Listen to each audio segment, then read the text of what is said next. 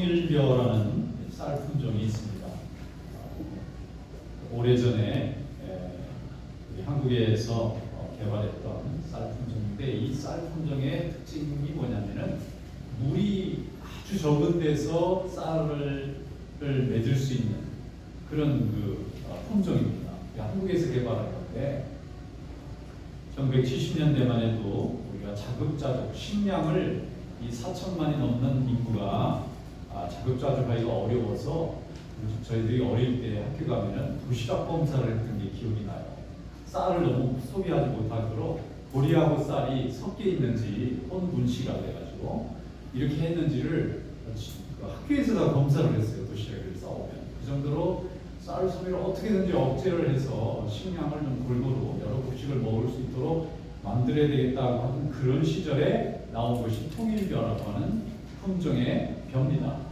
보통 벼보다 3배에서 5배 정도 수확을 내는 그런 특별한 품종이어서 굉장히 많은 사람들에게 먹거리를 해결할 수 있고 이 대한민국이 식량 문제를 해결하는 데 굉장히 도움이 됐던 그런 쌀 품종이에요. 근데 지금은 거의 재배하지 않습니다. 왜냐하면 철비가 별로 없고 맛이 좀 떨어져요. 그러다 보니까 이제 좀 먹고 살 수 있을 만큼 여유가 생기고 나서는 이 통일벼를 쌀을 잘 안 먹습니다.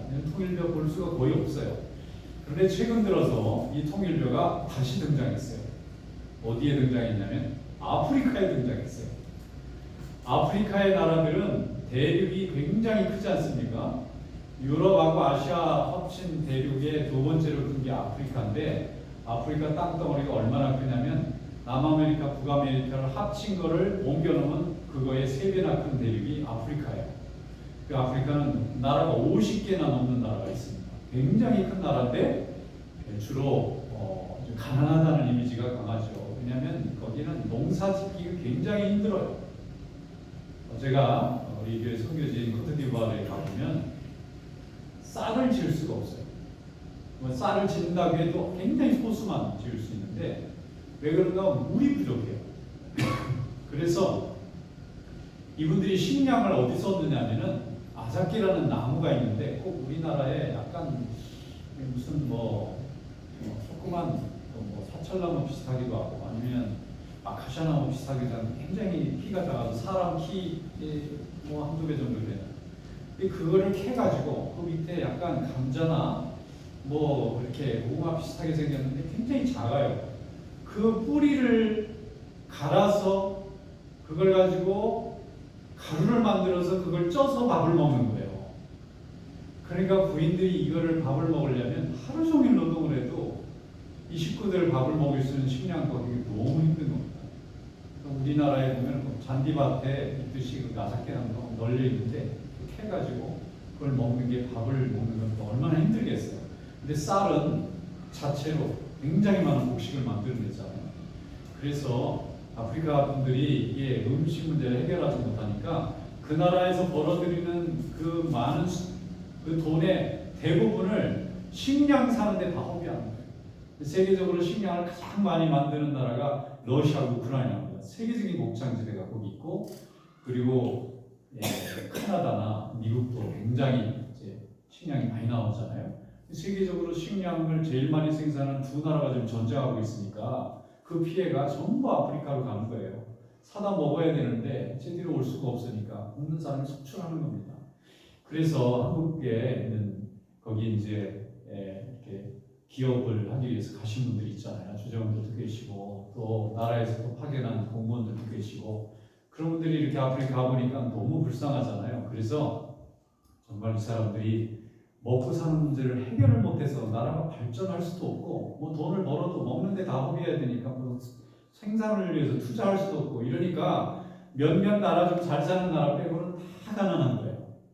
그래서 불쌍하다 생각해가지고 이 사람들이 쌀을 먹을 수 있으면 저렇게 뿌리를 캐 먹어서 가구 만들어서 안 먹어도 되는데 이걸 어떻게 도와주면 좋을까 해서 정말 순수한 마음으로 도와주기 시작해서 통일벼를 알려준 겁니다. 근데 이 통일벼가 굉장히 적은 물을 가지고도 수확을 굉장히 만들어내는 거예요. 자기들이 쌀 농사하고 식량을 만든 걸로 비교해 볼 때 통일벼에서 쌀을 만들어내면 3배에서 5배의 생산량이 나오는 거예요. 그럼 그만큼 해외에서 수입을 안 해도 되는 겁니다. 이 사람들이. 그러니까 난리가 났어요. 한국의 농촌진흥청에서 공무원들을 보내가지고 씨도 그냥 무료로 주고 그거 모내기 하는 방법도 알려주고, 그 사람들은 모내기 이런 걸 모르잖아요. 그냥 뿌리고 1년에 한 번 이렇게 수확하니까 수확량이 너무 적은데 이게 모내기를 하잖아요. 이 양법을 쓰면 이게 원래 중국의 송나라에서 이 성공한 방법을 조선시대 때 500년 전에 우리가 수입해온 거예요. 그걸 하면은 엄청나게 많은 양을 수확할 수 있는 거예요. 모내기 방식을, 이 양법을 사용하면. 이걸 또 가르쳐 준 거예요. 이 사람들은. 한 나라가 성공했습니다.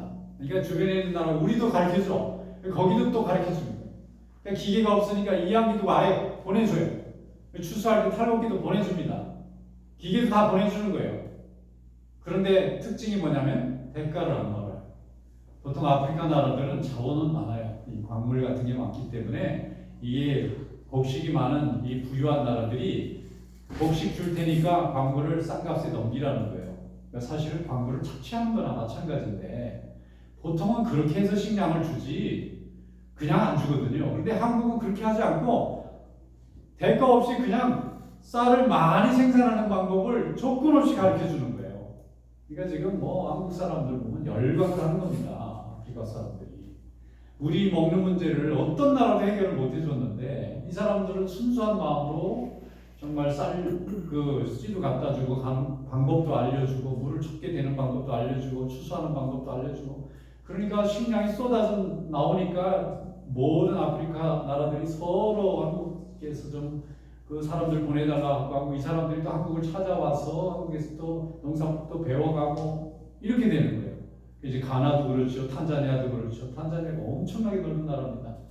그러니까 이 아프리카에서 뭐 제일 땅덩어리가 넓은 나라잖아요. 그런 나라에서 한국에서 가르쳐주는 이 쌀농사 방법을 통해서 자기들이 자급을 할 수 있는 소망을 갖게 된 거예요. 너무 고맙다는 거예요. 이것이 자원을 공유하는 마인드를 가지고 있는 우리 한국 백성들이 가지고 있는 큰 장점인데, 앞으로 세계는 자원을 착취하고 경제 논리로만 가는 이런 리더가 아니라 함께 나눠서 함께 살 수 있는 방법을 알려주는 나라가 앞장설 수밖에 없는 거죠. 그런 공유할 수 있는, 같이 함께 살아갈 수 있는 길을 열어주는 나라가 강대국이 되는 거고, 그게 존경받는 나라가 되고 서로 배우려고 하다 보면 그거 커지는 겁니다.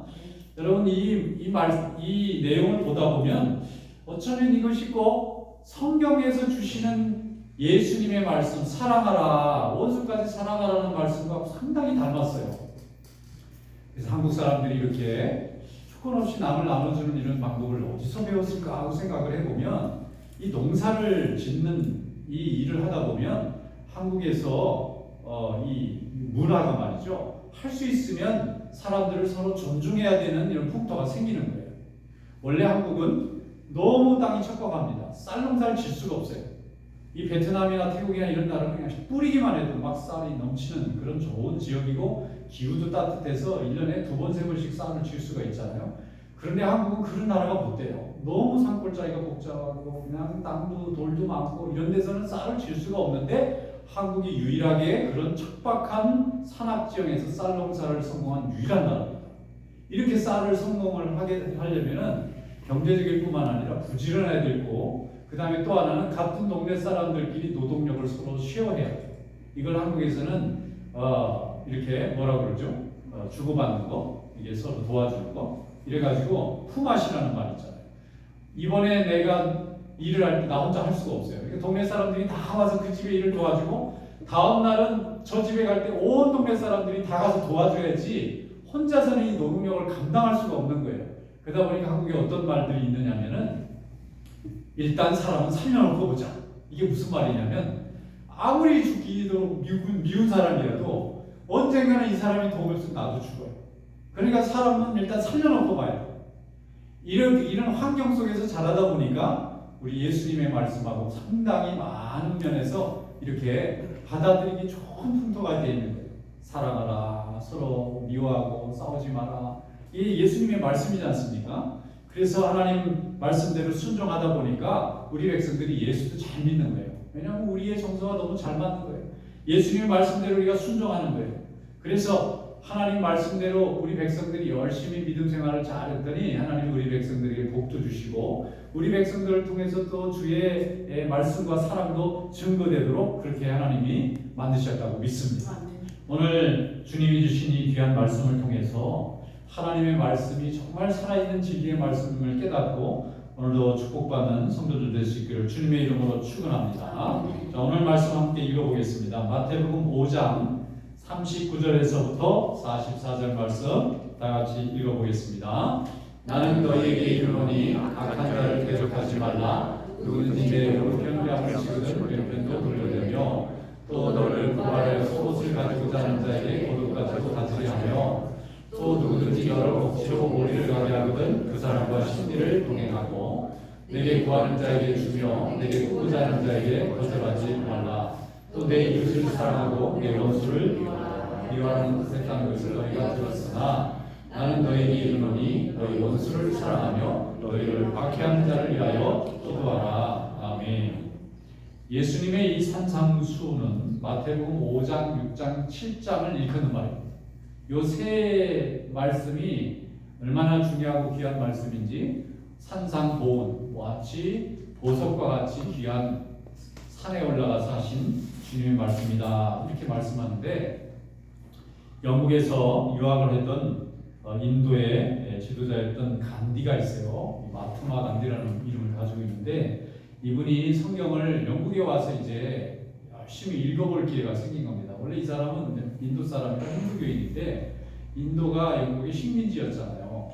그래서 식민지로 있는 동안에 거기서 좀 똘똘한 사람이나 이렇게 지방이 좋은 자녀들은 이 영국에 데리고 와서 공부를 시켜가지고 거기에 이제 관리를 시키려고 영국에서 많이 데리고 가서 공부를 시켰는데 그 중에 한 사람인 거예요. 이 사람이. 이 사람의 집안도 뭐 괜찮은 인도에서 꽤 이제 좋은 집안 사람인데 영국에 와서 공부를 하다 보니까 아무래도 영국은 기독교 국가니까 성경도 있고 그 다음에 예배도 드리게 되는 일이 많았겠죠. 그래서 열심히 성경을 읽다 보니까 이분이 마태복음 5장, 6장, 7장의 말씀을 읽으면서 무릎을 쳤다는 거예요. 세상에 이런 말씀이 있구나. 우리 경전에는 이런 말씀이 없는데 어떻게 이런 말씀이 있을 수 있나?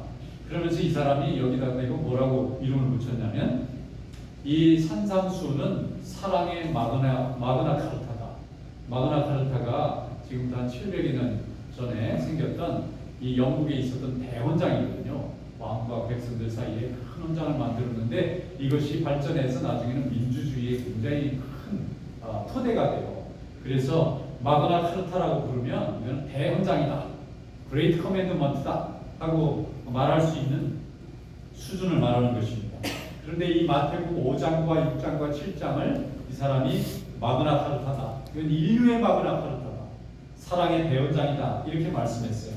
왜냐하면 여기 보면 원수도 사랑하라고 억지로 나를 끌고 나를 괴롭히고 핍박하는 사람을 위해서 미워하는 마음으로 대하지 말고 그를 불쌍히 여기는 마음으로 사랑하는 마음으로 대하는 것이 승리하는 길이다라고 말하는 거예요. 핍박하고 나를 빼앗는 사람한테 내가 끌려가면 패배한다고 모든 사람들이 생각하고 인류가 그렇게 배워왔는데 예수님의 말씀은 그들을 위해서 오히려 끌려가 주고 뺏겨주고 나눠주고 기도해주고 축복해주는 것이 이기는 길이라고 말했다는 거예요. 이걸 보고 너무나 놀라워했다는 것입니다. 그리고 여기에 정말 하나님이 만드신 창조의 섭리가 있구나 하고 생각하고 이 사람이 자기 고국에 돌아가서 인도를 영국으로도 독립시킬 때에 이 성경의 말씀의 원리대로 폭력이 아니라 비폭력으로 저항이 아니라 무저항으로 결국은 독립을 이끌어냅니다. 인간의 정신력에 인간의 양심에 호소했는데 이게 정말 이루어져서 영국이 싸움하지 않고 저절로 해방시켰어요. 그때부터 전 식민지들이 해방의 무브먼트가 일어난 거예요.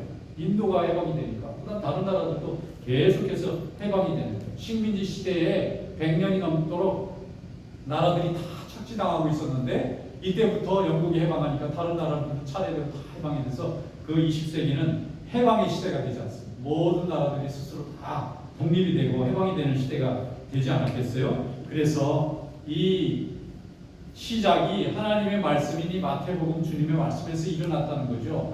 또 이렇게 이 말씀이 성경이 진리라는 것을 실증했는데 나중에 1950년대에 미국의 마틴 루터 킹이 민권운동을 하잖아요. 흑인들이 핍박받는 거 좀 어떻게 멈추게 해볼 수 없을까 하다가 이 사람이 보니까 인도가 싸움하지도 않고 사람들을 해방시켜주고 노예 상태에 있는 백성들을 해방시켜주는 걸 보고 이 사람이 찾아가서 벤치마킹을 한 거예요. 어떻게 하면 똑같이 배울 수 있나 봤더니 결국은 예수님의 말씀으로 돌아가는 거예요. 예수님의 말씀을 그대로 믿고 따르고 실천하고 현실의 삶 속에 적용하는 것만이 길이라는 겁니다. 분명히 힘으로 이기면 이길 것 같은데 힘으로는 이길 수 없고 사랑으로 이겨야 이긴다는 주님의 말씀이 맞다는 거예요.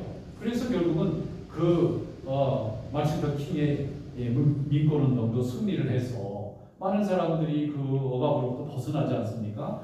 여러분 하나님의 말씀을 듣다 보면 이게 안 될 때도 많고 이게 가능한가 이런 생각할 때가 많습니다.